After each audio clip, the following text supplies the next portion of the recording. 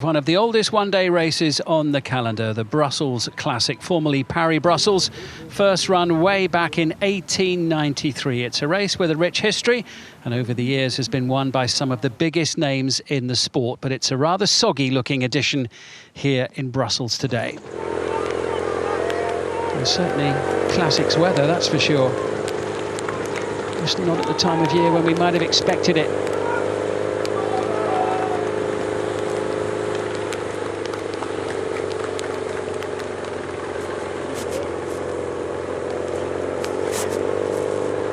And another acceleration on this final climb. Philipsen having come through from the rear end of the field after a puncture, having a real old go at the front.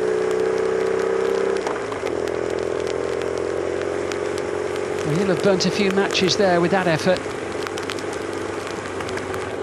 As we head into the final kilometre of this race, the sprint is about to open up. Pascal Ackermann, I think, is pretty well positioned at the moment. Ackermann, the runner-up in the race last year.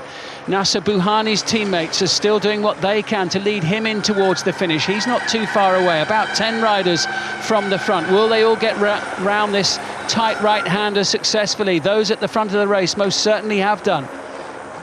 In the final few hundred metres of the race now, Florian Sénéchal is at the front. Florian Sénéchal leading the way for De Koning Quickstep. Davide Ballerini is a couple of riders behind him. Ackermann is very well placed in fourth place at the moment. Sénéchal with that long dragged out sprint, but the chase is very much on now as Arkea Samsic look to take it up with Grondin. Grondin makes way. Bouhanni tries to make his move now. Nacer Bouhanni is being led out by his teammate. Merlier, the Belgian champion, is tucked on his wheel.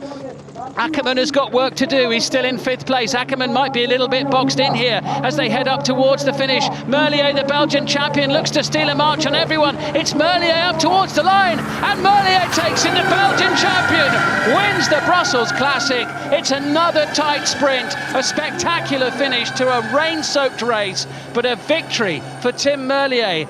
There may have been a crash involving some riders after the finishing line, but Merlier certainly was ahead of all of that. We can see that looks like Nacer Bouhanni maybe on the ground there. Let's have a look here. They were all up near the front there. The Arkea Samsic team were really looking to lead their man out in some style. Merlier well positioned just behind him. Let's see what happened here.